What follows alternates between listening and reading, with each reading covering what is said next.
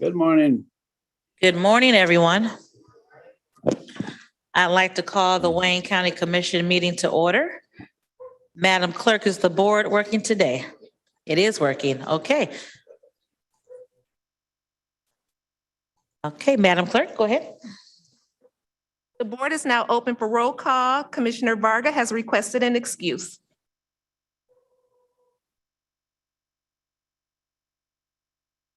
Commissioner Baker McCormick. Commissioner Baker McCormick. Commissioner Baker McCormick. You have a quorum present. Thank you so much. Next item, please. Pledge of allegiance to the flag of the United States of America. Everyone can please stand for the pledge. I pledge allegiance to the flag of the United States of America. For which it stands, one nation.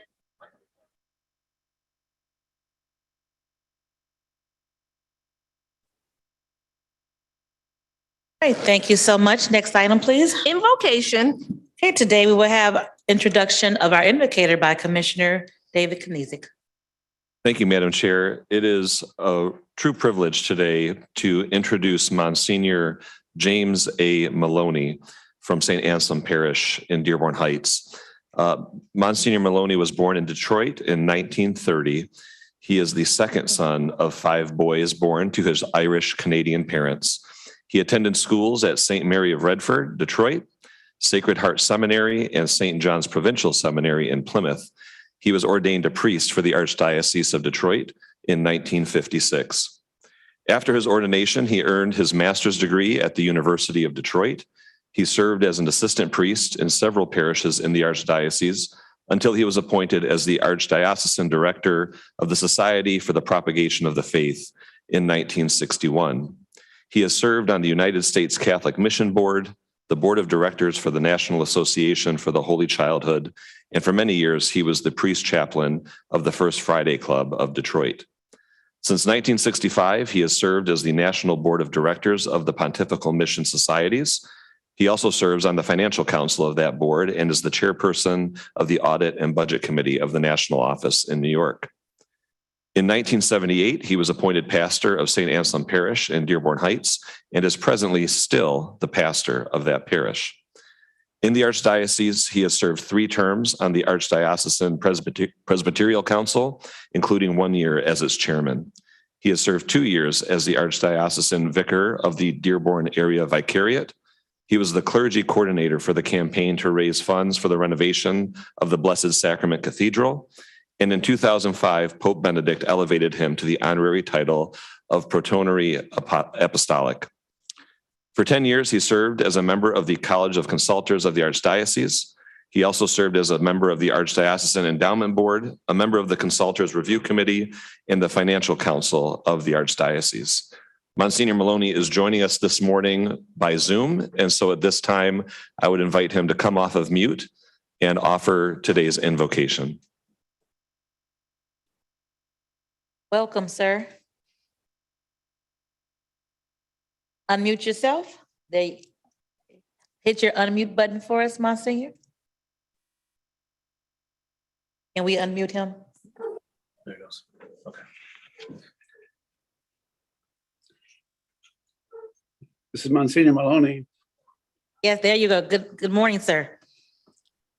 I want to congratulate you for bringing prayer into your meetings and letting God help you guide us in your tremendous responsibilities. If you just bow your head for a moment, I will offer a prayer to God for you. Almighty, ever-living God, who wills that our efforts to serve humankind be ordered both for the glory of your name and for the welfare of humankind. Pour out the grace of your favor on the members of this commission, that they may be true to their mandate and serve the members of this committee with prudence and justice, both for the people they serve and for the glory of God.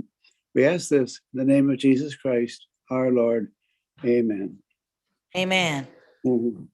Thank you so much for joining us today. Thank you for that Glad to do awesome it. prayer. Glad to do it. Mhm. Thank you, my sir. Madam Clerk, next item, please. Reading, correcting, and approval of the journal. Vice Chair Pro Tem Baydun. Move for approval. Support. Been moved and supported for the journal. Are there any corrections? Hearing none, please vote.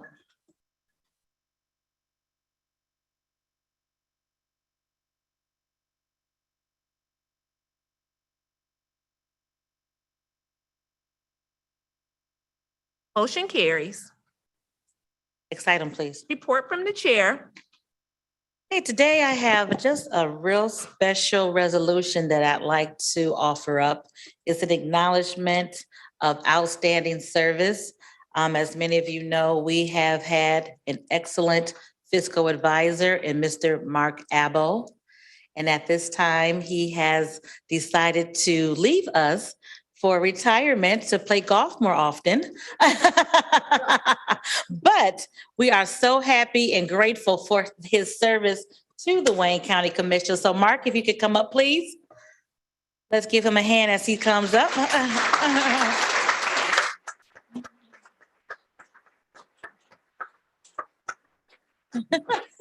As he comes up, Commissioner Basham has his hand raised. Madam Chair, I object. He cannot leave us, so I'd like to put it for a vote. You want to move that for a vote?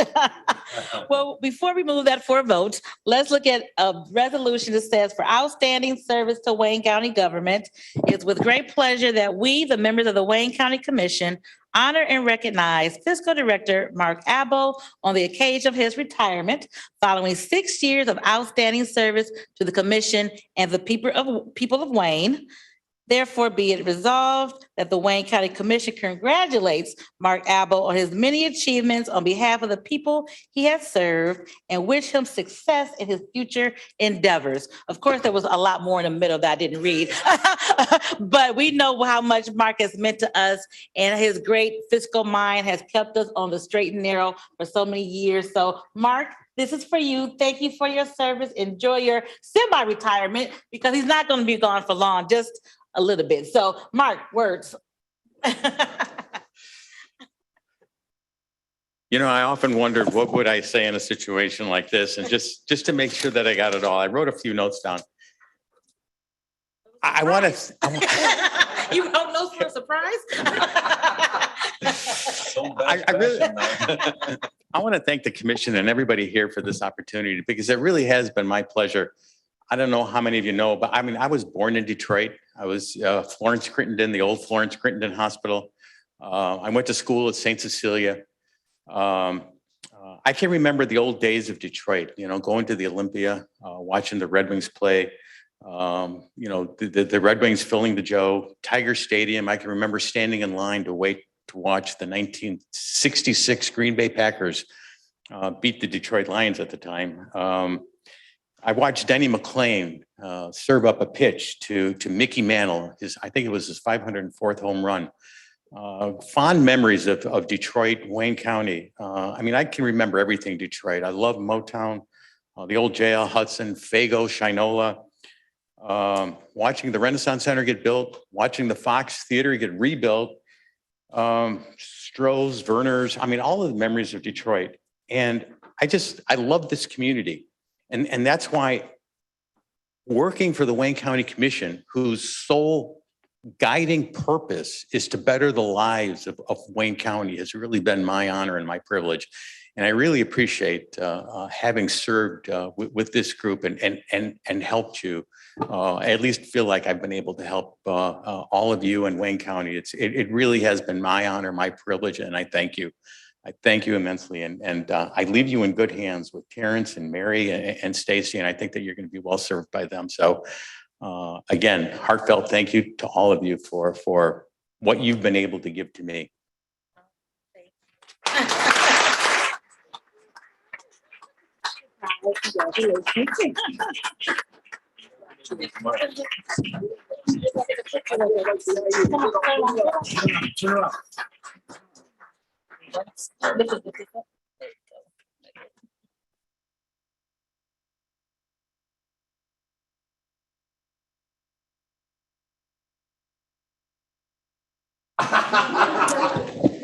We have a little bit of time. We can do it now or at the end of the meeting. What do you all prefer?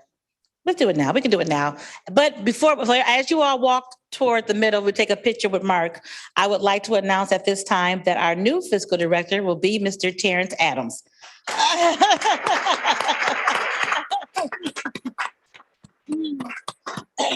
As you know, Terrence has been here for a mighty long time. He has worked diligently for us under fiscal advisory capacity, and I am so pleased that he will be an outstanding director in this department. He has big shoes to fill, but I know he's up to the task, and I look forward to Terrence's leadership in the fiscal director position. So congratulations, Mr. Terrence Adams. And we'll walk to the front. Does Terrence ride a Harley?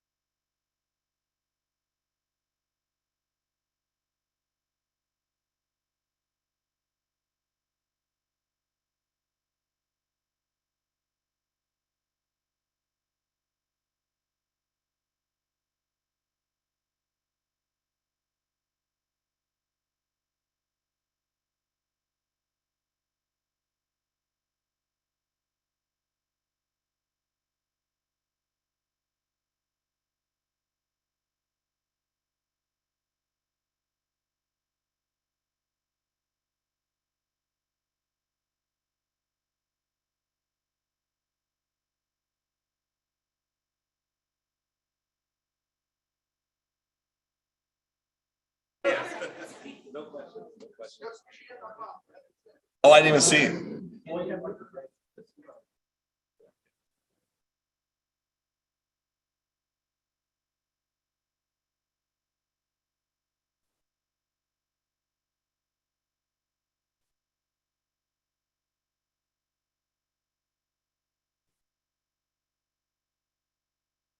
Okay, so we'll add it to the back. All right. All right, thank you all so much for indulging us in that. Next item, Madam Clerk. Unfinished business, there is none listed. We are moving to page 2 of the agenda, offering of all petitions, ordinances, resolutions, and presentations. There is one resolution listed, a resolution by all commissioners proclaiming November as Family Court Awareness Month, in which residents are encouraged to support their local communities' efforts to prevent any harm to children in the hands of family members and honor the value of the precious lives of all children. Move approval. It's been moved by Commissioner Scott, approved by Commissioner Baidoon.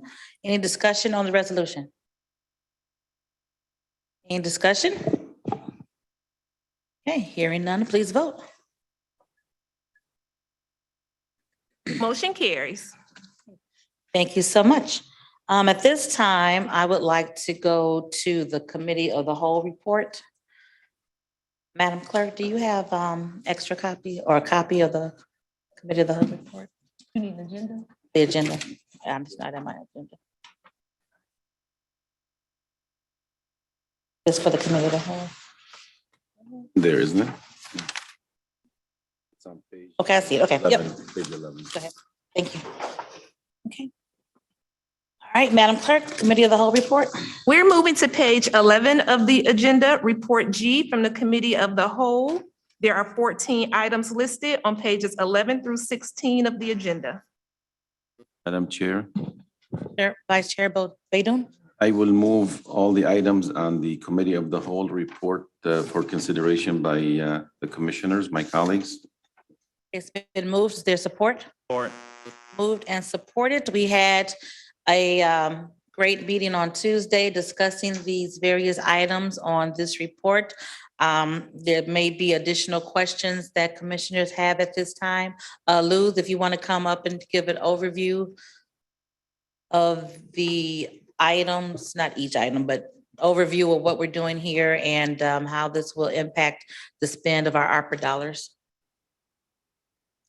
Microphone. There you go. Good morning. Thank you, Madam Chair, and thank you, Commissioners. Luz Meza, Director of the Economic Development Department, here at Wayne County. We have 14 items in front of you, all drawing from our ARPA spend. The first one being the Workforce Development Program, which seeks to serve the entire county with 4 key programs to support folks returning to work, folks looking to get skills training in a manner that suits their lifestyle and that allows them to continue supporting their families through this time. Provisions supporting underrepresented workers such as folks experiencing disabilities, folks returning into our society, returning citizens, as well as immigrants and refugees. We have 13 proposals from our communities supporting a range of projects in public spaces, economic development, and public health.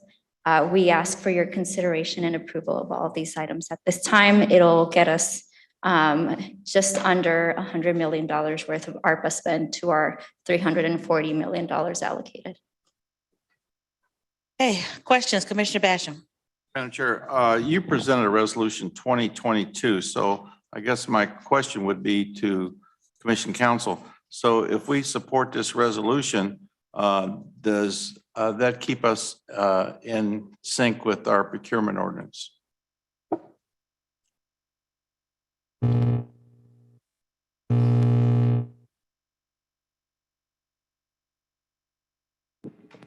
Through the chair, I'm going to refer to our clerk. I'm not sure what resolution you're referring to. This one. Oh, the one that was Yeah.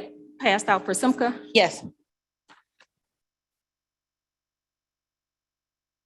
Okay, so the resolution number at the top is correct, it's 2022. With regards to the Simca item, there were a few adjustments and modifications that this body should be aware of. Based on our discussion in COW, we did add to the resolution language that indicates that the subcontractor information that's required under the procurement ordinance will be submitted to the commission, and it will be submitted to the commission prior to award of any subcontracts or expenditure of any funds. And the department had previously agreed to that, to submit that list for Simca subcontractors to this body for approval. In addition, you'll also note in that resolution an additional provision for your contingent upon your approval for this particular item. And it was also discussed in COW, which is ensuring that a certain percentage, in this case, 75% of the overall program funds are spent on individuals who resided in Wayne County in 20 and 21, actually during the actual COVID pandemic. The administration has agreed to that. We anticipate a contract amendment moving forward to this body very shortly. If it's determined that that is not allowed under ARPA, though we think it is at this time, they will come back to us and we'll revisit that with the change to this resolution in the future. But as of now, we all believe that that is permissible under ARPA, and that is how this body is approving this item today. Commissioner Basham? So having said that, so does that keep us in sync with the procurement ordinance if we pass this resolution? That was my question. So Yes or no? as indicated in COW, the ordinance requires that information to be before you today. It is not, but this is the compromise. So it is not technical compliance, no. Commissioner Haters? Thank you. Also, we have with us the CEO of Simca, former mayor of Tyler, Mr. Greg Petoniak, if there any question on that. And I will be abstain on item 1 because I'm involved with the organization as a chairperson for the SEGA Simca. Thank you. Thank you, Commissioner. Commissioner Baker McCormick. Thank you, Madam Chair. Just had a question in reference to when this program will actually be rolled out and if there are any satellite locations for intake. I know that they're located in Taylor, but if this is a program for all of Wayne County, will there be other areas for intake? Of course, program start is dependent on the issuing of the RFP from SEMCA. We intend to identify partner organizations for this program that are located in various regions across the county. So the intention of adding additional partners is to have those community hubs that will serve as satellite locations for this program. But I would let Greg speak on START. Thank you, Madam Chair. And I think Lou's covered it very well. I think the process of selecting subcontractors will result in multiple locations for which we can serve constituents under this program. And for what it's worth, SEMCA's Taylor office is only an administrative office to begin with. So we are about developing a network of providers that can serve across the community. Okay, but I'm sorry, Commissioner. Name and title for the record, sir. I'm sorry, Greg Petoniak. I'm the CEO for SEMCA Michigan Works. so just to be clear, the intake process, so for participants to sign up, there will be different locations. That's to correct. sign up. Yep. Okay, thank you. Sure. And then will the commission receive like maybe a one pager to send out and disseminate in our communities?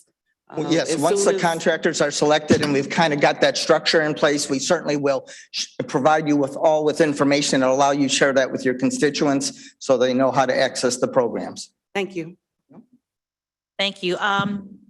I know you don't know the answer maybe right now today, but can you give us maybe a feel of some of the organizations you're looking to partner with, just to give us an understanding of the overall project and how it's going to work?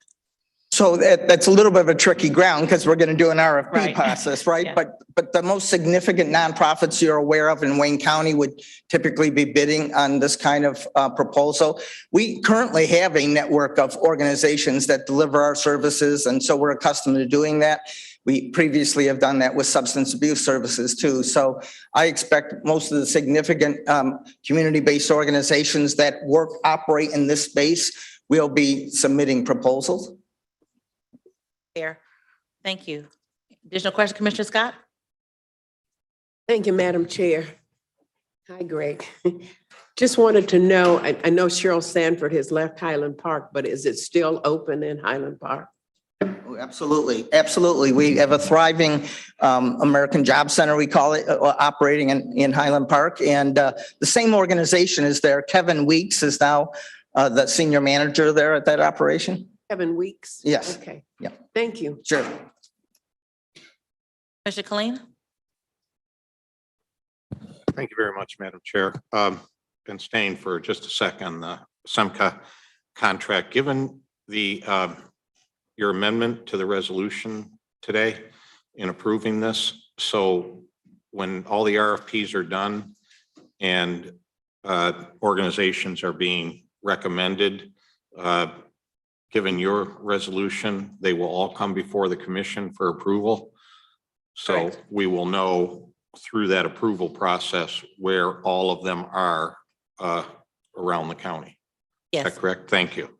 Madam Chair, I'm going to change discussion here for a minute. We received an updated committee analysis from Commission Council. The American Rescue Plan Act's sub-recipient project agreements, and there was still some discussion in there, and I'd like to hear from my attorney on this. And I think this is item 5, the Joe Louis.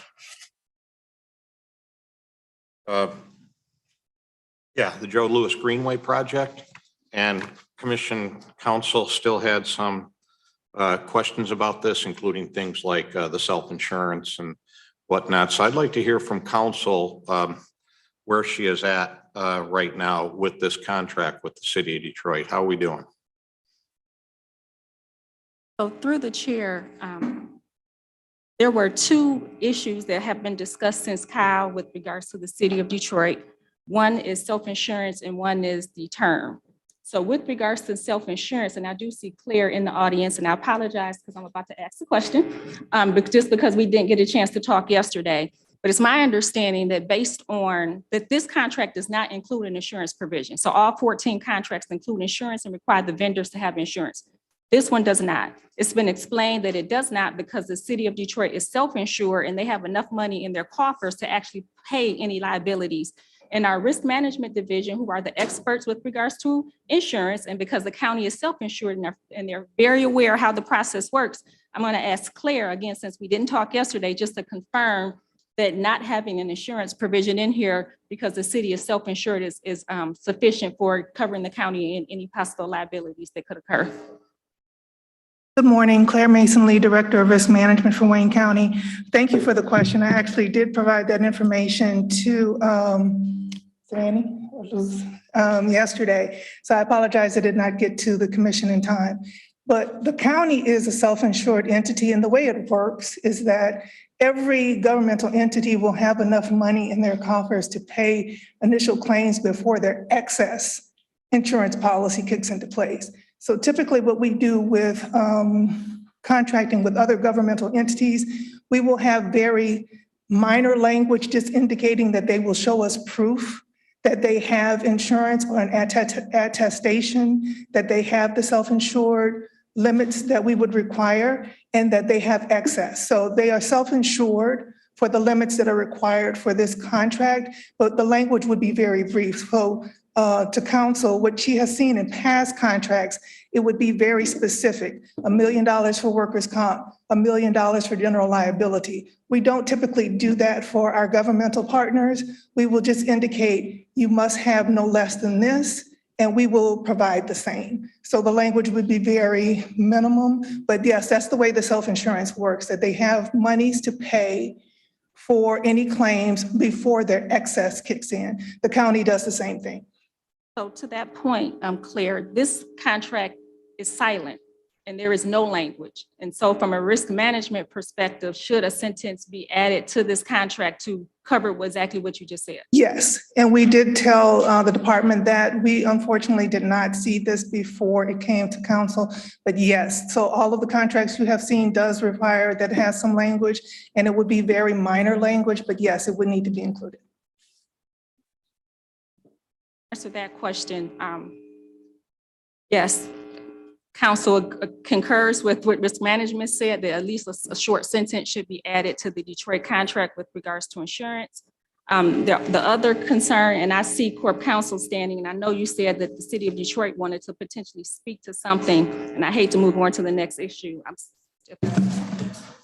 Good morning, Jim Jernigan, Assistant Corporation Counsel. Yes, and I do believe that there are representatives from the city of Detroit to speak to the self-insurance issue.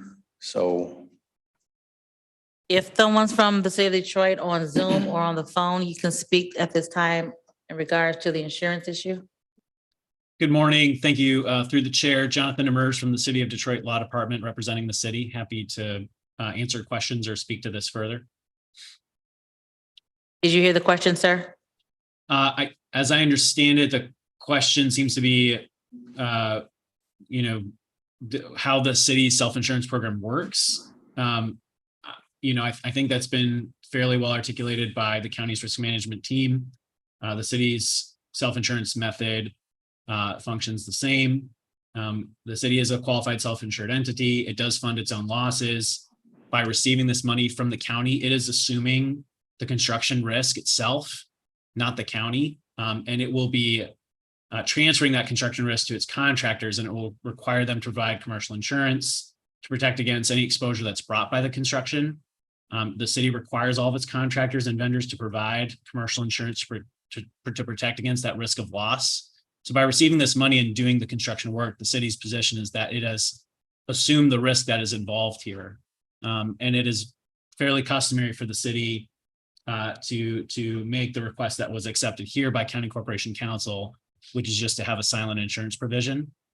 One concern the city would have is if the agreement were impacted substantively by changing the agreement, that may trigger that the requirement that the agreement go back to city council for approval, because city council has already approved this agreement. And if a substantive change is made to an agreement that's already been approved by city council, it may require an additional submission, which would lead to additional delays. City law is happy to provide the proof that was requested, specifically the coverages that we carry, which is a formal memo drafted by our own risk management director.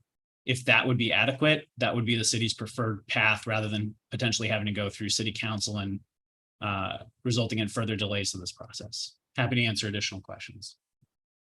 Again, and I think that speaking to Claire's point that an attestation that Mr. Demers has referred to, outlining the city's self-insurance policy and the fact that it will certainly have more than enough insurance to cover what's going on here, I would ask that that be considered. Okay, Claire, did you have a? And to the chair, yes, we would accept that, the attestation. We've done that before with the city of Detroit. And so with this being on the record, we would accept that letter as well. Thank you. Thank you. Thank you. Commissioner Kling? Thank you, Madam Chair. Well, I'm going back to my attorney then on this. Because there was discussion about a minute ago about adding a line into the contract itself. And then it was expressed by the city law department that might trigger taking this back to council because you changed the contract. And now the discussion is having some sort of attestation letter where the city says, yeah, we have these dollars that wouldn't necessarily be directly part of the contract. Is that sufficient for my council to get such a letter from the city of Detroit? Through the chair, so our office has never received or seen such a letter. That, insurance issues are issues that are handled through our risk management division with regards to coverage and what's appropriate. And that is why I did ask during our discussions with the department to engage risk management specifically with regards to the self-insurance. I'll tell you that my initial thought was that even one sentence indicating in the contract that the city is self-insured would be appropriate, and then you would get that attestation after the fact. So that is what I thought was appropriate. Again, I will defer to the expert who is clear with regards to what is appropriate for the county. In this instance, I do agree that an attestation is appropriate. The question is, will you also need a sentence in the contract to just indicate that they are self-insured and that is a type of insurance and that they have the appropriate coverage levels, though it would not be specific in detailing what those coverage levels are. But this is not the only issue that's substantive that would cause this to have to go back to the city council. So while I understand that is a process that could be long and draw out this contract, I don't believe that your decision should be based on the fact that they have to go through extra steps. I think this body needs to be comfortable with the contract that's before you. And again, there is one additional issue that probably will cause it to have to go back to city council anyway. Mr. Kling? Yeah, I'm trying to. So such an attestation letter would go to the Wayne County Risk Management folks? That is correct. We've never received or seen any. And if the risk management folks came to you and said, here's the attestation letter that we got received from the city of Detroit with regards to this, does that alleviate your concerns?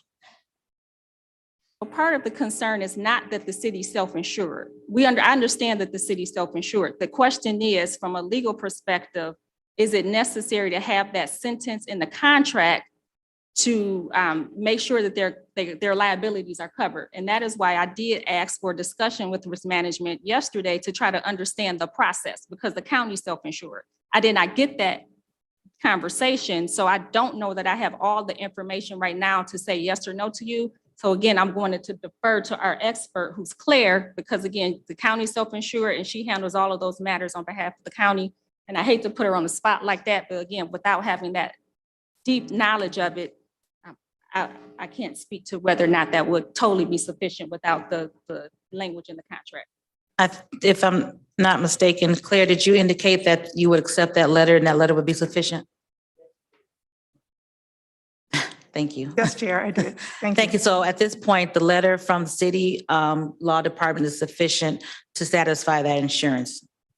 Additional question, Commissioner Kling? Yeah, was there any other provisions of this contract that we're discussing with the the Greenway that gives Commission Council any pause for concern? So before you today, you have 14 agreements, but 13 of those agreements are essentially the same template in the same document. 12 of those 13 include a specific start and end date in the contract. This Joe Louis agreement, this number 5, does not include that language. Now, all the agreements include a provision that talks about when payment is necessary. The county, the department indicated that they wanted specific language that stated that 70% of the funds had to be spent by a certain date and then the remainder by another date in order to give them an opportunity to recoup that cost. If the communities are not spending those funds in a timely manner, they can repurpose them so that ARPA dollars are not lost. So there is a provision in the contract that has dates in it, but those dates are specific to when money must be spent. Again, this is the only contract that doesn't clearly state it starts upon commission approval and it ends on a certain date. All other contracts include that language. I do not see an end date in this contract. So from our opinion, I do not know when this contract ends based on the way it's written. So there is no end date, and that is concerning. Would the end date be the end of the allocation of the ARPA dollars? That's what I interpret the end date being, October 31, 2026. Because at that point, all the ARPA dollars are to be expended. So that's my interpretation of the end date as it pertains to this contract. So I don't know if anybody else has a question on that, but that's my opinion and interpretation. If I may, Madam Chair, I'd like to hear Commissioner from, Clean, I'd like to hear from Corporation Counsel Corporation Counsel? in terms of end dates. Certainly, through the chair, happily. As it relates to the end date, the termination date, Chair Bell is 100% correct that everything has to be done by October 31st, 2026, because the program ends at the end of 2026. So there's a deadline for the 70% spend down, and then the deadline for 100% spend down is October 31st, 2026. So as a practical matter, that's the end. So, you know, and in terms of we discussed this yesterday, including in the. Why is this the only one that doesn't have an end date then if you decided all the other ones needed an end date? Great question. And I can only say that in certain communities asked for a little, some modifications to their contracts. There were a couple. Commission staff is 100% correct that most of them are almost identical. The city of Detroit's needed a little extra work.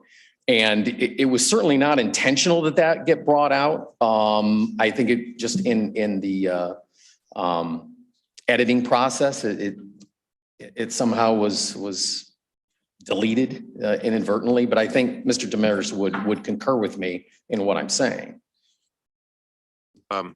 If there's no explicit end date like the other contracts have, is there anything that puts our county ARPA dollars at risk as a result? I actually asked that question of our consultant, and the answer is no. To the extent that the city of Detroit has not spent their allocation by the drop dead date, then they just don't get it.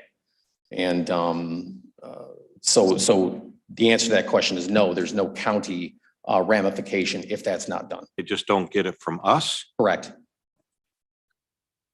And let's just play that scenario out.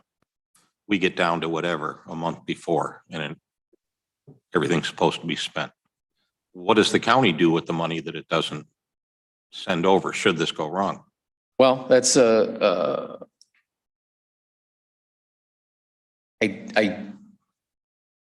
don't want to give you an answer that I don't know 100%. Appreciate that. But I mean, if the money has not been spent, then it hasn't been spent. And for any of the communities by the deadline.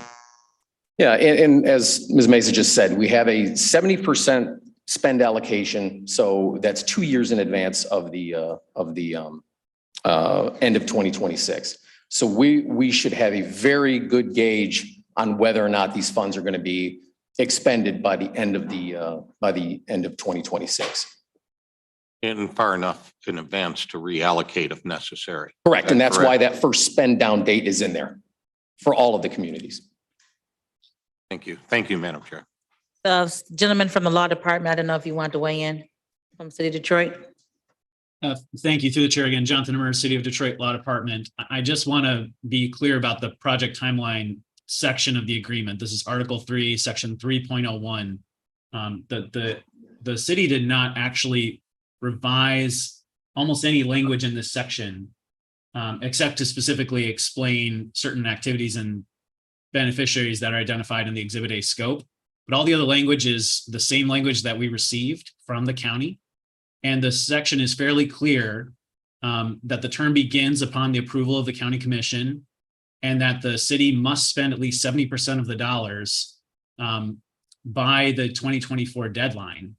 And if it fails to do so, the county has the option to terminate the agreement. And again, this is the exact language that was presented to the city.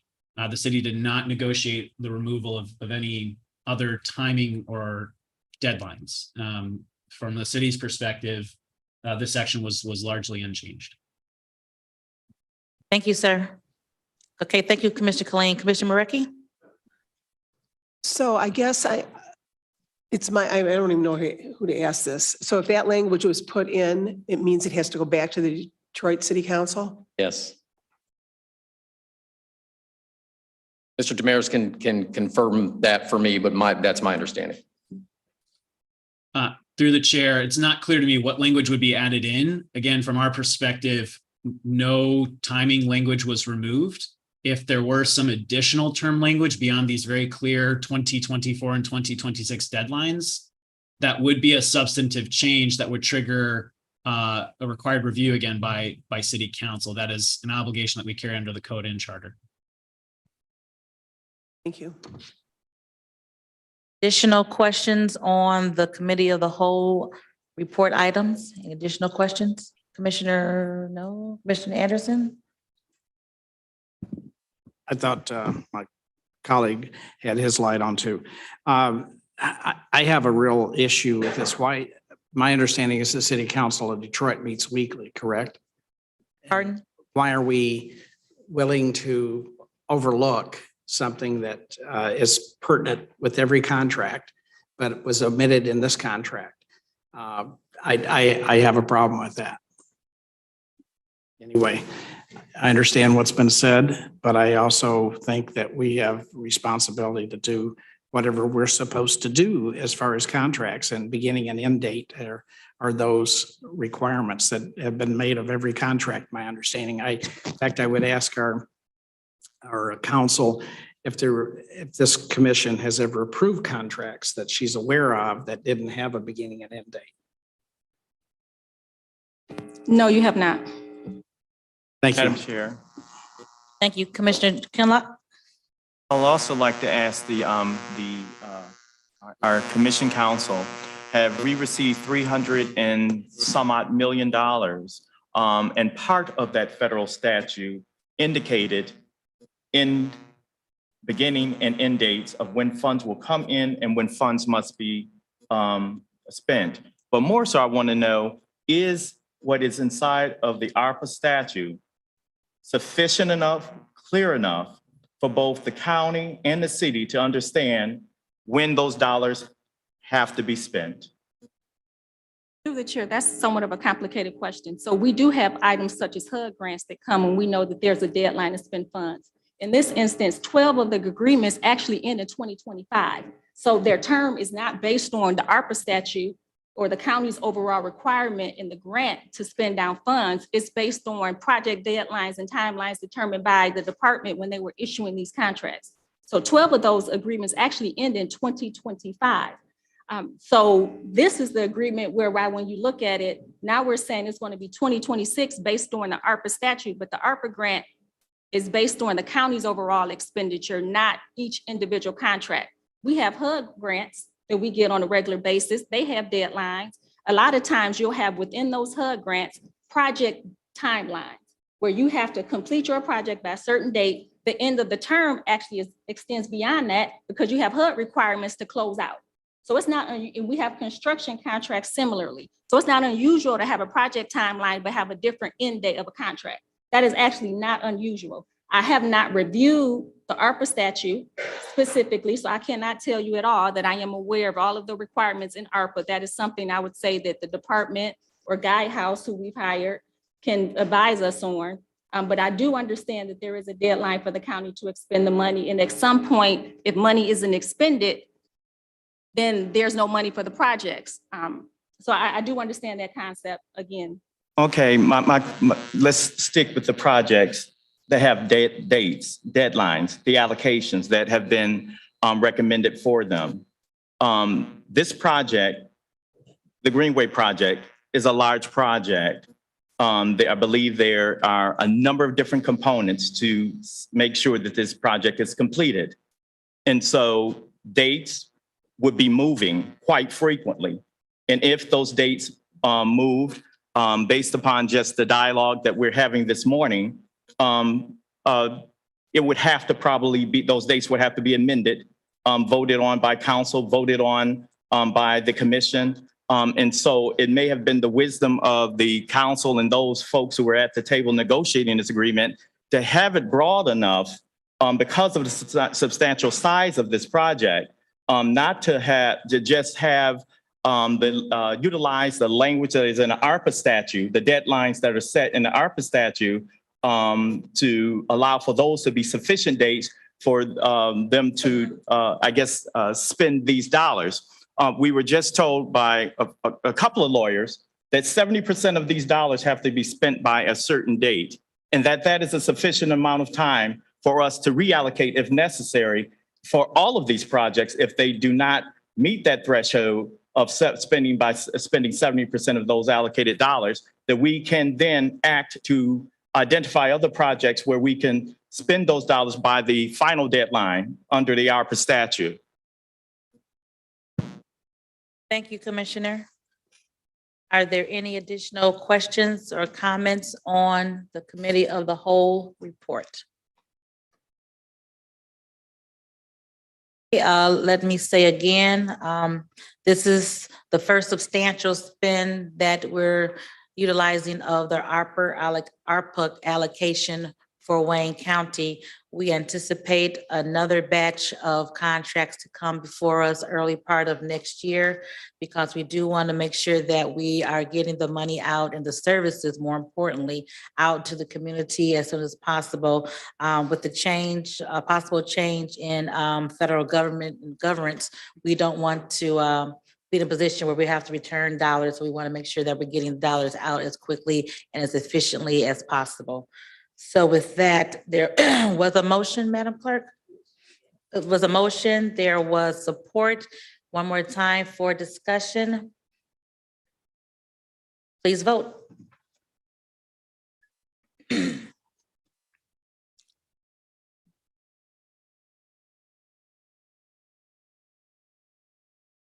Commissioner Murphy? Yes, I'd like to be a no on number 1 and abstain on number 5.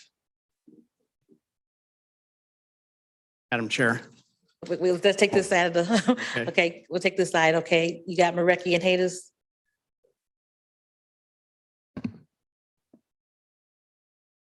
No on number 1 and abstaining on number 5. Okay, then Hayes? Abstain on number 1. Okay, Basham? I'm a no on 1. Okay, Dobb? Please be no on 5. No on 5 for Dobb. Okay, on this side. Anderson?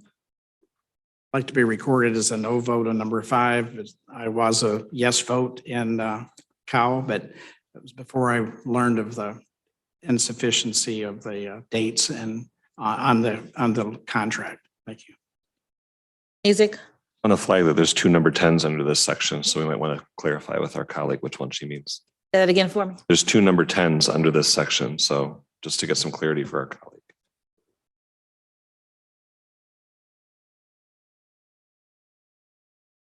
Oh, What is that? we apologize. Commissioner?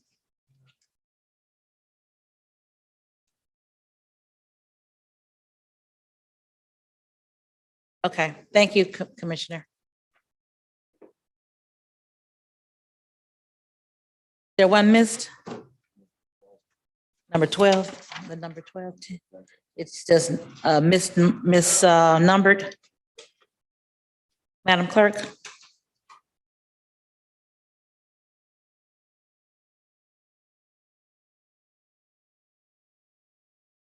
Okay. Okay. All right. Numbering of the items.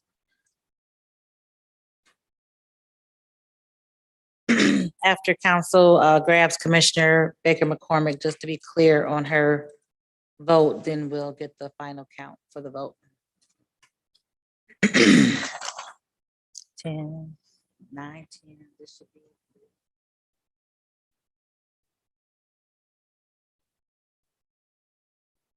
11 and 12 are missing.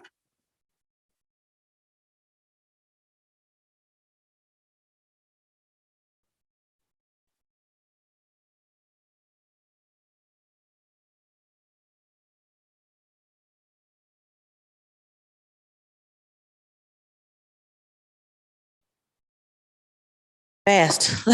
Council's tracking down Commissioner Baker McCormick just to get the accuracy of her vote. Thank The you. Trenton, okay, got it. That was number 11. All right. All right, Madam Clerk, did the item pass? Motion carries. I have Commissioner Baker McCormick as a no on Trenton. I have Commissioner Marecki as a no on item number 1 and an abstention on item number 5. Commissioner Haddis as an abstention on 1, Commissioner Basham as a no on 1, Commissioner Daub as a no on 5, Commissioner Anderson as a no on 5. Thank you so much. All right, next item, please. We are returning to page 2 of the agenda, reports from committees. Report A is from the Special Committee on the Criminal Justice Complex. There is 1 item listed. Commissioner Kinlock. Madam Chair, I move to receive and file the 1 item from the, received from the administration. Your support? It moved and supported by Vice Chair Baydoun. Any discussion on the receive and file of the meeting notes from the Criminal Justice Complex? Hearing none, please vote. I'm sorry. Don't vote.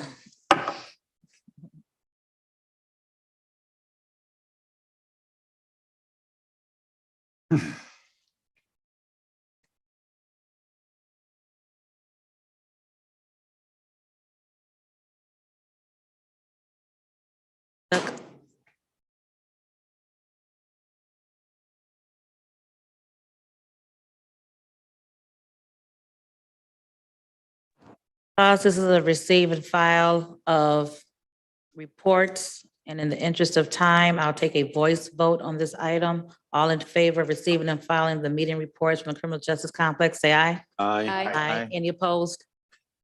Anyone wish to abstain? Motion carries. Thank you. Next item. We're moving to report B from the Committee on Public Services. There are 10 items listed on pages 2 through 5 of the agenda. Commissioner Marecki. Thank you, Madam Chair. I'd like to make a motion to receive and file item number 1 and to approve items 2 through 10, with Commissioner Haddis being the maker of the motion on number 4, Commissioner Daub on number 5, Commissioner Palomera on number 8. Been moved. Is there support? Moved and supported. Any discussion on the public services items? Commissioner Basham. Comment on comparable source contract number 6, please. Number 6. Okay, someone can speak to number 6, please.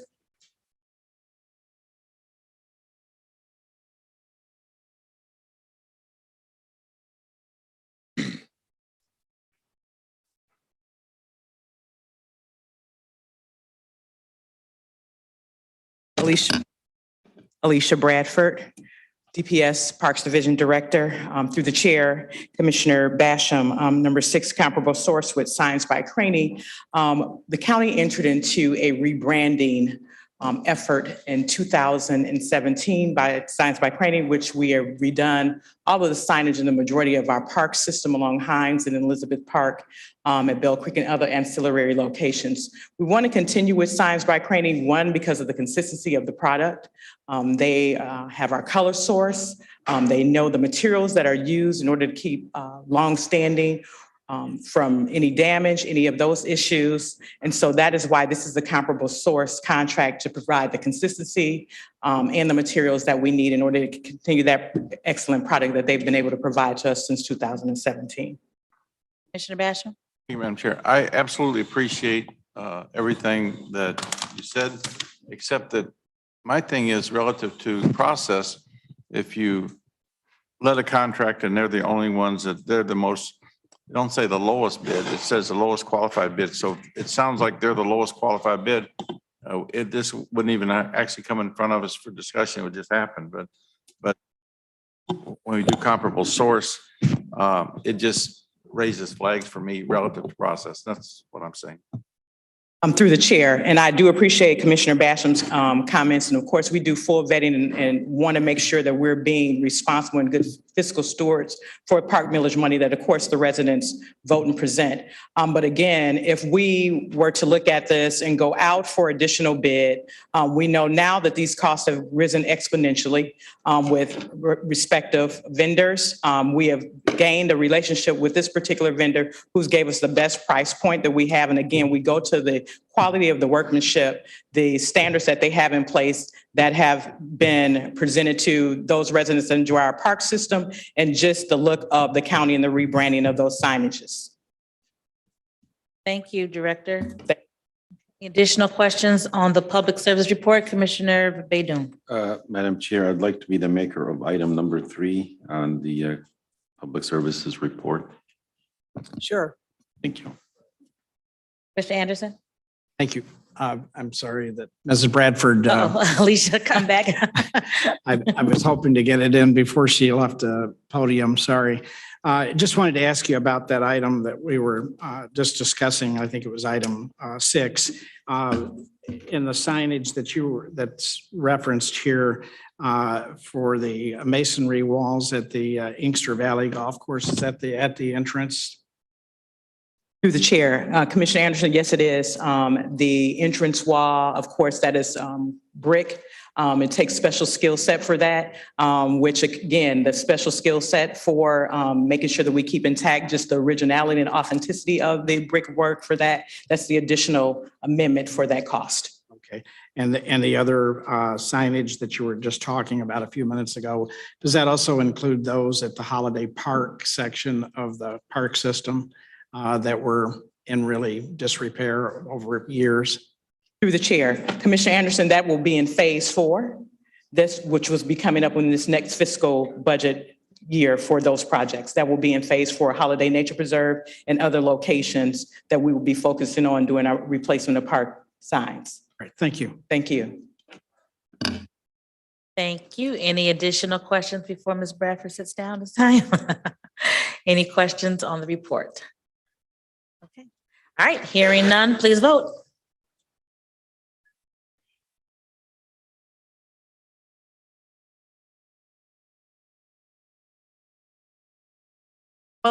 Motion carries. I have Commissioner Baydun as the maker of the motion on item 3, Commissioner Hattis, number 4, Commissioner Daub, number 5, and Commissioner Palomero, number 8. Thank you. Next item, please. We're on report C from the Committee on Ways and Means. There are 10 items listed on pages 5 through 7 of the agenda. Vice Chair Pro Tem Baydun. Thank you, Madam Chair. I make a motion to move items 1 through 10 on the Committee on Ways and Means. Support. Been moved and supported, the 10 items on the Ways and Means report. Any discussion on any of the items on the Ways and Means report? Okay, hearing none, please vote.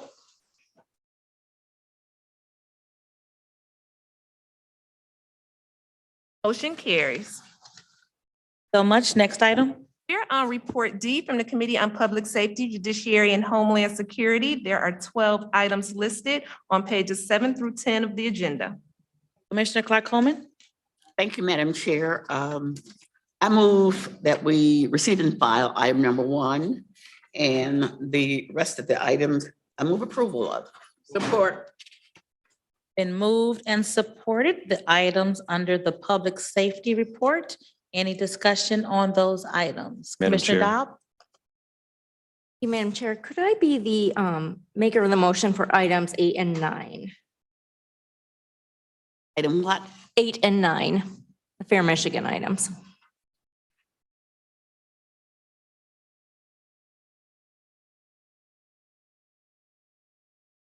That fine, Commissioner Clark Homer? Yeah, I guess so. Thank you. All right. Commissioner Kleen. Thank you, Madam Chair. Question on item 10, the $2 million to serve approximately 3,500 Sentence County offenders. What's the nature of those services? I assume these are people that are out in the community now, maybe on tether. So who are these 3,500 and what kind of services are we getting them? No one's coming to. And is this just a continuation of services we've already been providing?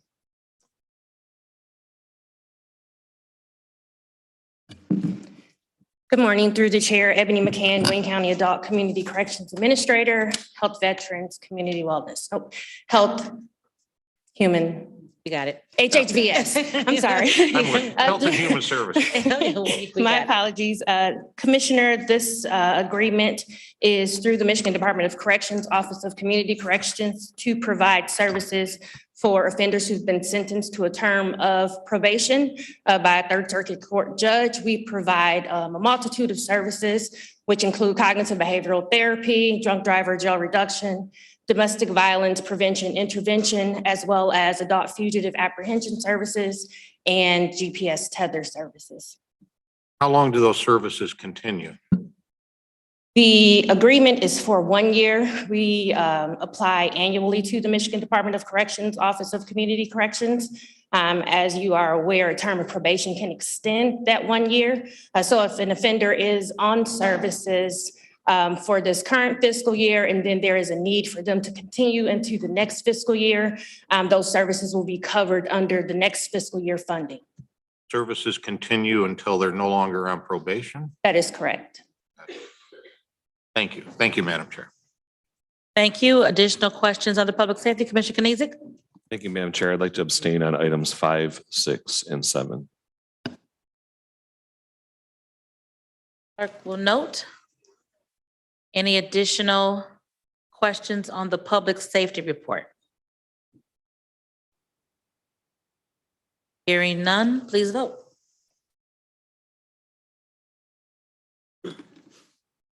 Motion carries. And Commissioner Dobb as the maker of the motion on 8 and 9, Commissioner Knizik as an abstention on 5, 6, and 7.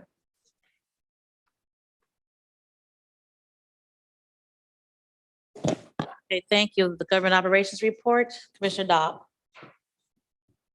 Thank you, Madam Chair. I'd like to move the entire report for approval. Support. It's been moved and supported for the Committee on Government Operations. Any discussion on the 2 items under that report? Any discussion? Hearing none, please vote.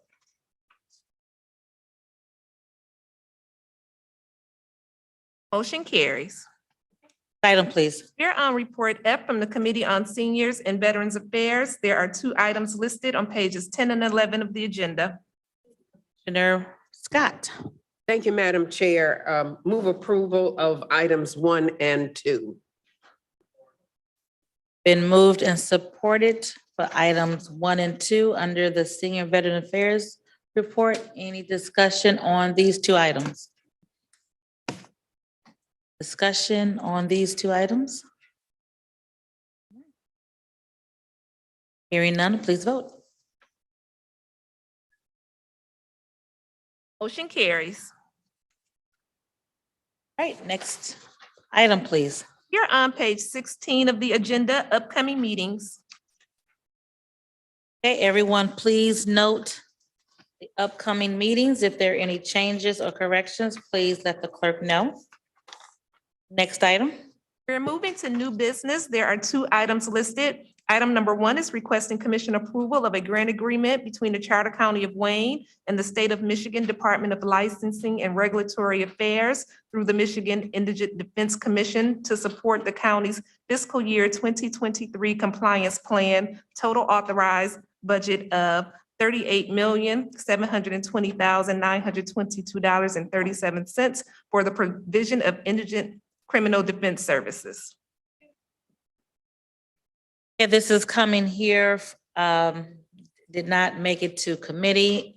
If you could give your name and titles for the record and explain this item, please. Yes, thank you. Good morning, through the chair. Good morning, Commissioners. Robin Dillard Rousseau, Director of the Indigent Defense Services Department.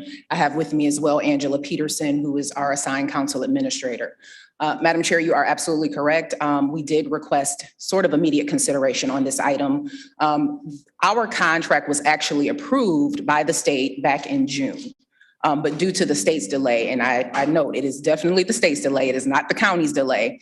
They were late in issuing contracts for this fiscal year. So as soon as we received our contract from the October MIDC meeting, that's how it got to this body today. So it's the standard fiscal 23 grant agreement. We're happy that we got an early approval. It's the first time that has happened since MIDC funding has been given to the county. So we're asking that you approve this contract for today. And I'm here for any additional questions as well. Support. Board of discussion. Commissioner Kling.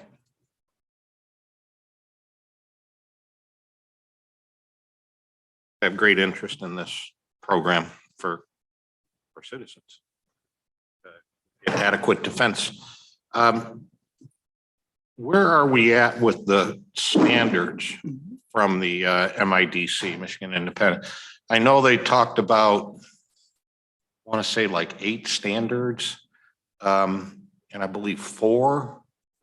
Is it 4 that's been approved? Have they approved? 5. The 5 have been approved. And actually, Commissioner Colleen, you do make a very valid point. Just this past Friday, we received notice from the MIDC that Laura just approved Standard 8.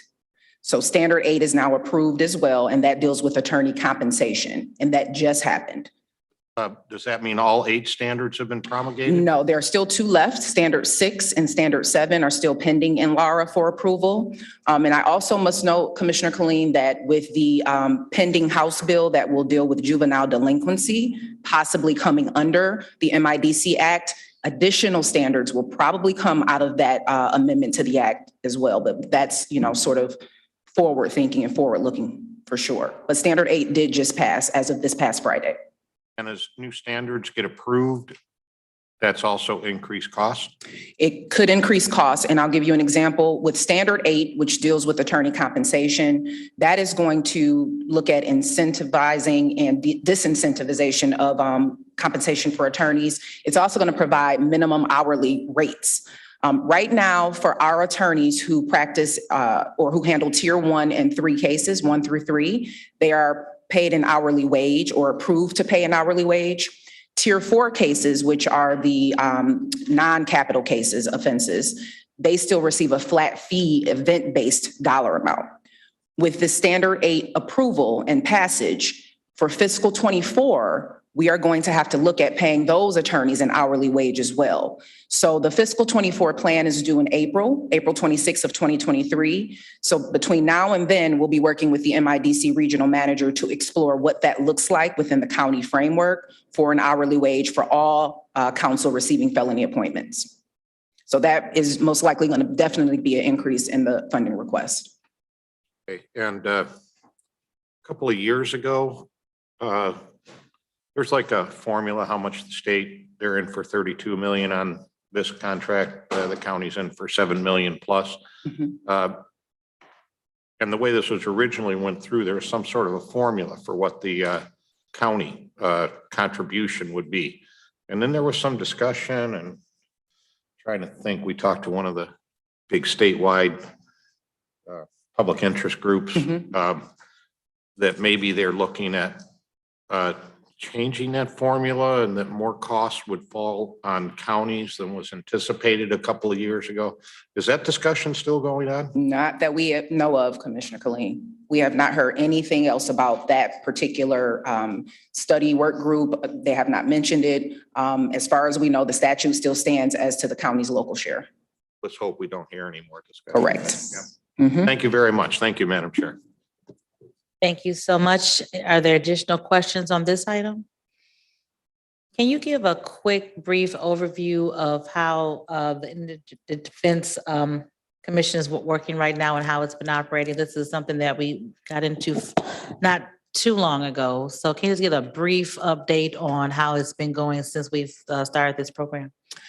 Just in overall, from a Overall. programming perspective, Chair Bell, it's been going very well. Our department has made great strides with the support of the county, with the commission, as it relates to indigent defense. And for fiscal 23 particularly, we're excited because we are now going to hire social workers who will serve as mitigation specialists for felony attorneys. We also are starting a second chair program, which will give attorneys who don't practice in the higher tiers, such as murders, murder, manslaughter, and criminal sexual conduct cases, the opportunity to shadow with attorneys who handle those cases so that they can gain further experience. Our intention is to increase the number of attorneys who receive assignments in those tier 1 and tier 2 cases because the need is there. For fiscal 22, I think we only had about 40 or so attorneys that can practice in those tiers. And with the caseload in Wayne County, could be stressful for those attorneys. So along with the allocation to Neighborhood Defender Service, we are accepting roster applications right now for attorneys to practice within the county. Our hope and intention is that we can increase the roster, and then with these additional resources, we'll have successes at the end of this fiscal year. Glad to hear about the wraparound services because I think that was a component that we were missing Yes. previously. So I'm glad that that is being incorporated into what you're doing at this point. Okay, any further discussion on this item? Commissioner Clark-Holman. Yeah, just one little side item. I know you guys were having a lot of problems recruiting because of the low salaries that they're paying the attorneys. I think that I can remember in one case, you were paying about the amount of money that a clerk would be making. So have you guys done anything about that issue? So, Commissioner Clark-Holman, if you're talking about the fees that attorneys were paid, if you recall back in 2020, 2021, that's when we received the approval from the MIDC to double those flat fee event-based payments. And to be quite honest with you, we have not heard any complaints from attorneys about payments that they've received. Okay, so I was really talking about, you were talking about bringing in additional attorneys, right? Well, recruiting the private assigned counsel attorneys that take cases. Those are our private bar attorneys who are solo practitioners who apply to be on our roster, and then they receive cases out of Third Circuit. And then, we have the salaries set by Neighborhood Defender Service are within that vendor. And those salaries are pretty substantial as well for salaried employees who they recruit and hire through NDS. But we're speaking specifically about private bar attorneys who, take cases out of the court. And I was really thinking about those staff. I see. Yes. Staff attorneys. Yes, the staff attorneys for NDS receive a substantial salary. And then we were able to get the increased fees for assigned counsel. So everybody's gotten increases across the board. Well, good, because it was looking pretty bad before. Yeah, it was. Commissioner Baker McCormick. Thank you, Madam Chair.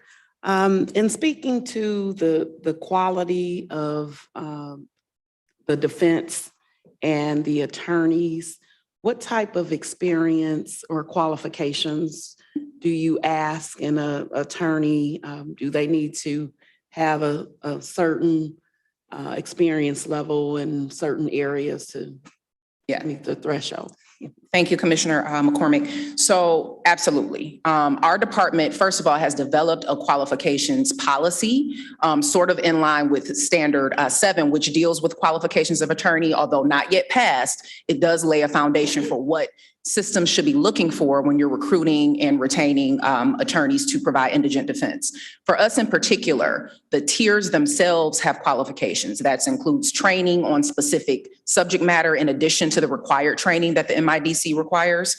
It also includes experience level. How many jury trials have you had? What types of jury trials? In addition to high quality representation. What does your motion practice look like? How successful have you been on your cases? So depending on the tiers that they apply for, it's different criteria for the tiers. But overall, our department's main mission is to continue to look at performance of attorneys. That's, even though the standard hasn't passed, that's what we're doing specifically now. And that requires court watching, checking in with attorneys, judge feedback. So we have developed sort of a strenuous policy, if you will, of looking at attorney performance and then also looking at qualifications. And speaking to performance, have we had to let go any attorneys for their performance? And what does that look like? I would say that in the past year, Commissioner McCormick, there was a removal from the roster for reasons that were related to performance. This was done after consultation with judges who had firsthand knowledge of what was happening, court watching, discussions with the attorney. So there has been an occasion to do that. I can only think of one time that's been done. But for the most part, we try to look at all the stakeholders in the process of indigent defense, get feedback from there, and then we go from there once we receive that information. But to speak to that, what has happened, yes, we have had to remove an attorney from the roster. And the item number 7 deals with qualifications. Yes. You were talking to the state, and so we're not, we have not passed that threshold? No. Okay. So standard 7, while it's still pending in Laura, it does give sort of a framework, if you will, for qualifications. And what we've tried to do is model our policies after what's to come. So we know the standard is going to get passed at some point. So now we've sort of developed our own policy that models after that standard. And that's the policy that we're going by, so that if standard 7 passes, we're not reinventing the wheel, trying to match it to the standard to be in compliance. So it's worked out pretty well. We've gotten feedback from our regional manager. There's no concerns with our policy. So we'll operate with the policy that we have as written until the standard is passed. And if we have to make adjustments, we will. But for the most part, we've modeled it after the standard. Thank you. Thank you, Madam Chair. Thank you. Okay, any additional questions on this item? All right, we'll take 1 and 2 together. Next item. Thank you all. Thank you so much. Thank you. Item number 2 is requesting commission approval of amendment number 2 to a 5-year contract between the Charter County of Wayne and Alliant Insurance Services in the amount of $65,121 to pay for a 3-month, 1-day extension of an insurance policy for 3 movable bridges.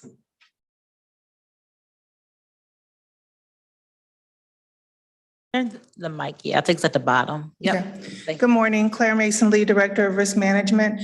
For commissioners, this is for our movable bridges policy. If you all may recall back in August when you approved all of the premiums for all of property and casualty, the only insurance quote that was not for a full year was for the movable bridges. And this is an extension of the policy that was extended from July 1st through October 1st. And Zurich, which was our previous carrier, has agreed to extend for another 90 days as they continue to do their review. They are not willing to do a full year because all of the bridges, as you all may recall, are now considered to be in poor condition. That is the evaluation that they have all received, but all of them are currently under maintenance and updates. So we are hopeful that after this last review, Zurich will continue to be our underwriter, will continue on for the remainder 6 months, and will continue to be our carrier after this year expires. But this is what is before you now. They provided us the extension on September 30th to extend for another 90 days to run until January 1st, 2023. And after, so we will have something in December to go past January 1st, 2023, or what's the timeline you We're think? working on it now, Chair Bell. We have been working diligently trying to get another underwriter to commit to the full year, which now we're almost halfway through that process now. We're hopeful that it will be Zurich again, but we do have some other interests from other carriers. But again, the concern is the poor condition of the bridges. So before January 1st, we hope to have another carrier, if it's not Zurich, in place. Any questions on this item? Commissioner Anderson? Claire, I'm not sure if you're the one to answer this question, but are you aware of which bridges, how many of the bridges that are in poor condition that are on the drawing board or in the process of to get replaced? So Commissioner Anderson, it's 3 movable bridges and all 3 of them are listed in poor condition. And all 3 of them are under maintenance contracts right now, not replacement. These are maintenance and improvement. Thank you. Additional questions on this item? Okay, thank you, Claire. I'll entertain a motion for items 1 and 2 under new business. So moved. Moved and supported for items 1 and 2 under new business. One more time for questions. Hearing none, please vote. Motion carries. Thank you. Next item, please. We're moving to testimonial resolutions and certificates of appreciation. There is one item listed. Item number 2 will be the walk-on resolution by Chair Bell for Mark Abbo. Move approval? Okay, moved and supported for testimony, resolutions, and certificates. All in favor? I'm sorry, discussion? Discussion? Memorial. I'm sorry.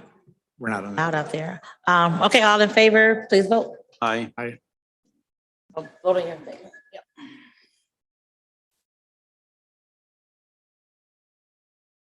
Okay. Ooh. Ooh. Oh.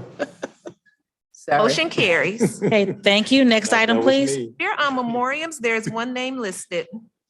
Okay, thank you. Commissioner Anderson. Thank you, Madam Chair. I see the one item that we have on here, and I just learned by reading this that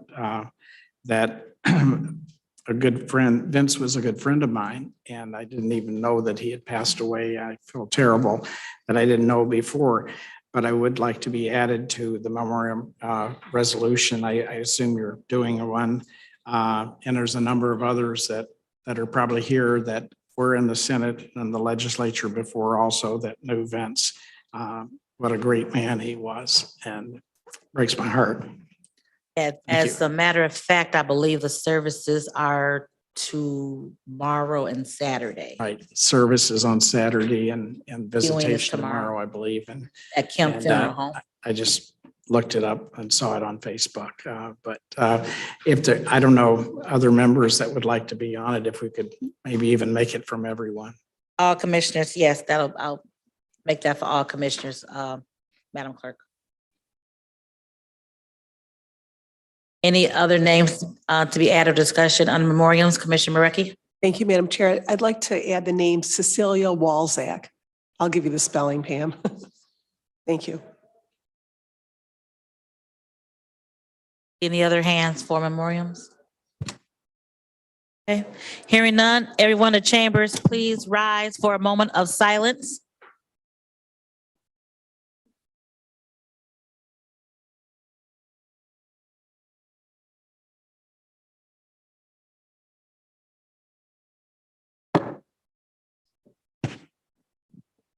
Thank you all. Next item, please. Public comments. Okay, we have 2 minutes for public comments. Is there anyone on the Zoom? I see a hand. Michael Cunningham, I believe.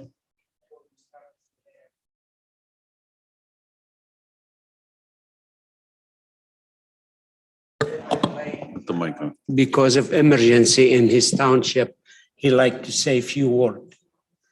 Oh, okay, public comments, Commissioner McNamara.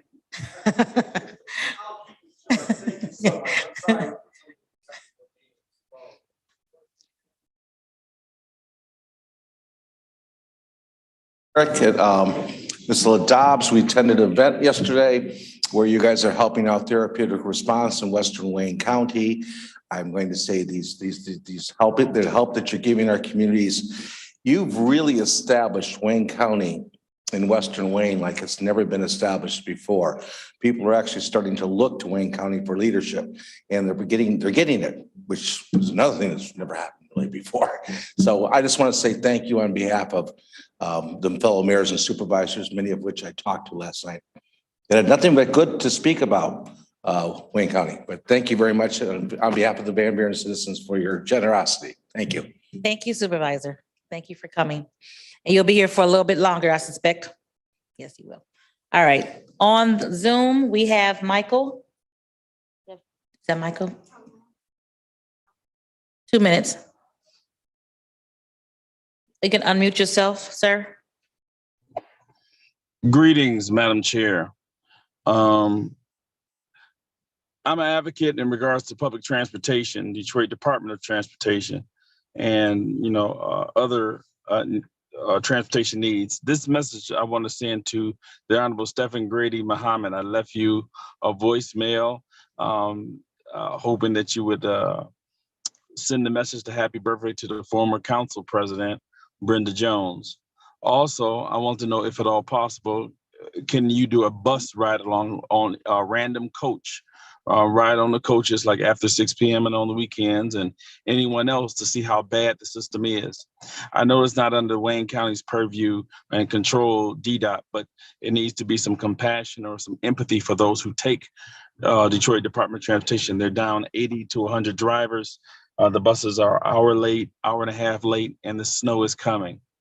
Me personally, I don't make a lot of money, but I take hand warmers and bus tickets. And when it's on those cold days, I pull up and give out a hand warmer and a bus ticket, and they smile. Some people haven't gotten anything in their life, some people, just a little thing counts, especially when they're going through so much. Chair members and all those listening, you guys take a car for granted. You get to where you need to go, nice, warm, and comfortable. And the demographic that you are around is not the same demographic that I'm around economically. So whatever you can, make your phone calls or whatever things you can make. We need drivers for Detroit Department of Transportation. They're down. And the bus system is going to be pretty bad this winter, which it already has been. So just pray for them, have compassion for them. My hotline number, 313-444-9114, 313-444-9114. I'm giving out free rides to the polls. I'm a taxi driver. Free rides to early voting absentee to the clerk's office, if anyone is interested. Thank And you on so much, Facebook- sir. We Thank you. appreciate your comments. Thank you. Is there anyone else on Zoom or on the telephone for public comments? Anyone on Zoom or the telephone for public comments? Anyone in the chambers for public comments? Come on up, sir.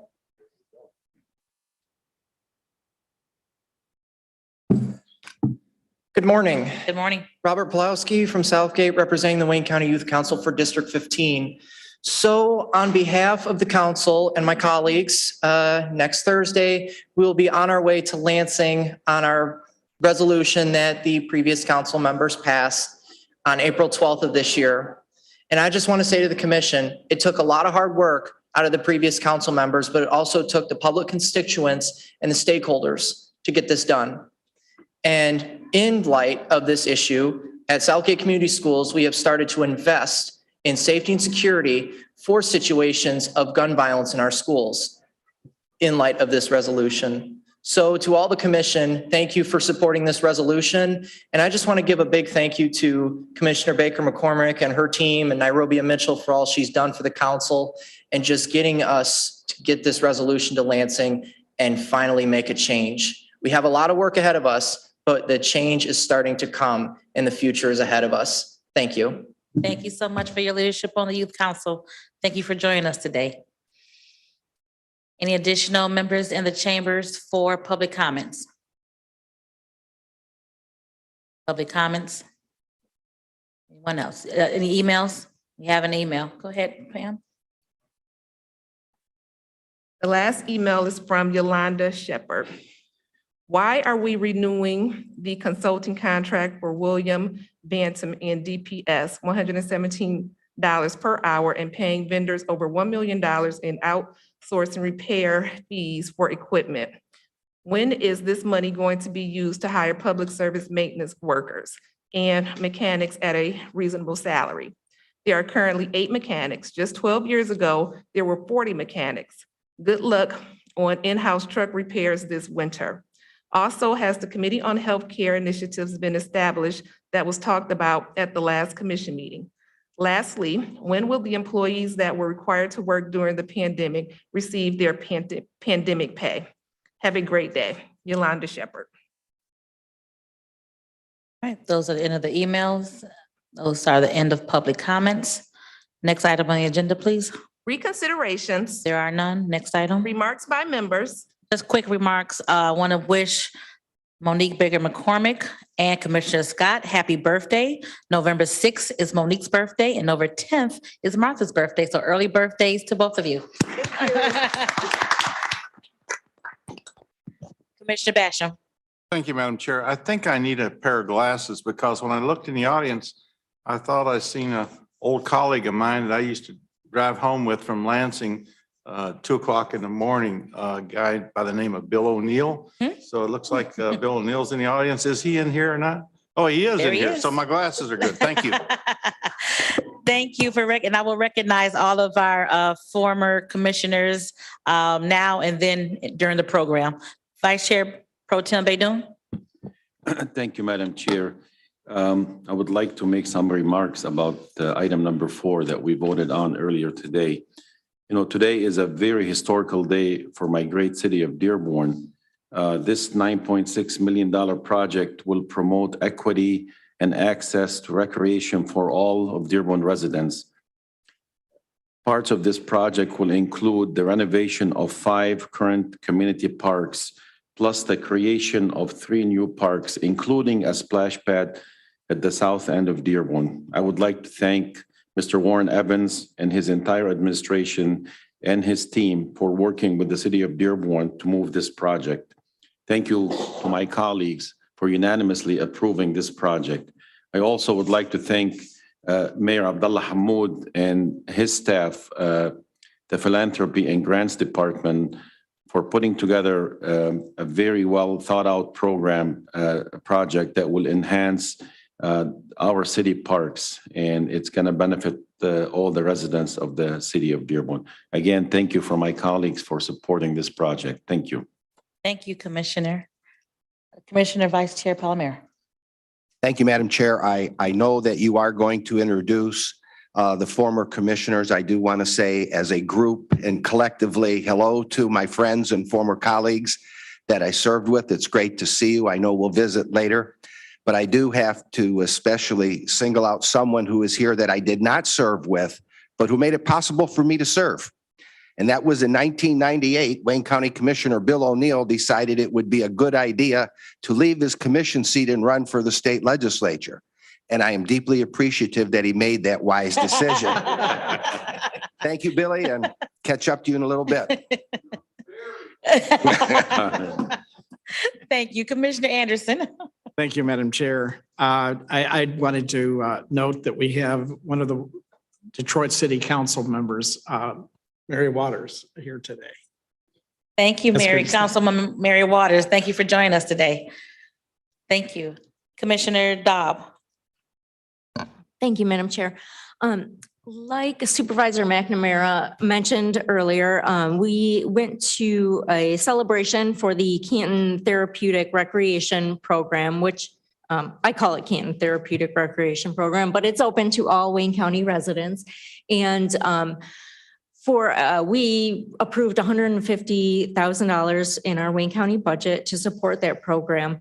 It was really great. Thank you, Commissioner Baker McCormick, for coming out to that last night. And also former County Commissioner Shannon Price was there. And Mark Abbo came out and gave some wonderful remarks on how we, as the commission, approved that funding. One of the parents of the program participants gave me a thank you letter, and I'm just going to read a few of her remarks in the letter, because I just want everyone to know how appreciative they are of that funding. And the letter reads, thank you for supporting Canton Therapeutic Recreation. My son, Sean Harvey, is 20 years old, blind and severely autistic. As a family, we are so grateful to have this program accessible and convenient in our community. I am grateful that the participants are not isolated from their community and typical normal people. They are truly integrated into hearing and feeling typical conversations and interactions while hanging out with their friends. The seemingly simple activity of doing yoga and walking the track on Mondays every week is such a delight for Sean. He has progressed from needing support walking the track to being able to do it with just his friends. Another program he participates in is water aerobics, which he truly enjoys. As a parent, I can honestly say that the opportunity to watch Sean and his friends do the activities each week is truly a blessing and enriches the way I view Sean as a person. Being able to see him succeed and enjoy his life and socialize without me, even for an hour and a half, is truly one of the joys of my life, which in turn allows me to have conversations with him about the time he spends with his friends. Thank you again for providing support to our most vulnerable loved ones. By doing so, you have helped create a beautiful life for my son and our family. Your time, efforts, and money are noticed, and we appreciate your willingness to include and accommodate all of the community now and in future plannings. Sincerely, Beth, David, and Sean Harvey. So just to let you know that they really appreciate this funding. It means so much to the participants. We did some cardio drumming with them and we had a great time. I didn't want to leave. So thank you. Thank you so much. Thank you, Commissioner Dow, for reading that letter. That just goes to show that we're really having an effect on the citizens of Wayne County, and that is what we are here to do. So thank you for reading that letter and for that awesome program in your district. Commissioner Baker McCormick. Thank you, Madam Chair.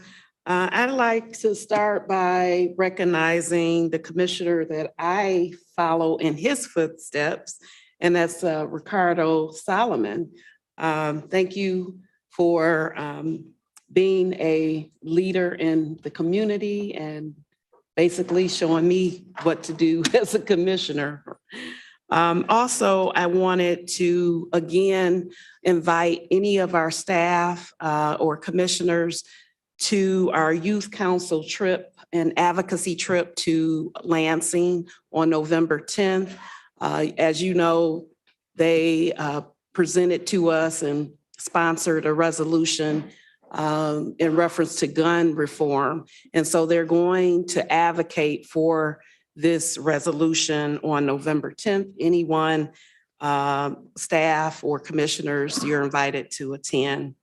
As Robert, one of the youth council members, stated today, he's here and he's actually wearing his polo shirt that we're going to wear on the trip. So thank you, Robert, for coming.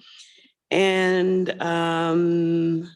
then on Monday, we all just sponsored a resolution, Operation Green Light, to pay tribute to and honor our veterans. And I want to say again to Commissioner Basham and Commissioner Kniezek and myself, we're all veterans. Thank you for your service. But this event will take place, or ceremony will take place on this Monday at 10 a.m. So anyone that would like to attend can come out on this Monday, November 7th at 9 a.m. We will light up the Guardian Building green, and it will stay lit in recognition of veterans from November 7th through November 13th. Thank you, Madam Chair. Thank you, Commissioner. And just as an additional note to that, the National Association of Counties are encouraging counties across the country to light up their county buildings green for veterans. So I'm very excited that Wayne County is going to participate on this national initiative to recognize our veterans that have served us during so many times of war and in peacetime as well. So that's going to be a marvelous expression of our gratitude to our veterans here in Wayne County. Thank you, Commissioner Baker McCormick, Commissioner Kniezek, and Commissioner Basham for your service. Any additional remarks by members? Okay. Hearing none, is there a motion to adjourn? So moved. All right, meeting adjourned. So let's do this, everyone. Let's take a 5-minute recess so we can get the room set up for the program. Say it again. Bathroom break? Oh, yeah, that's during the program. Yep. So everyone take 5 minutes, get yourself, and we will reconvene in 5 minutes. Not reconvene. We'll start our program in 5 minutes.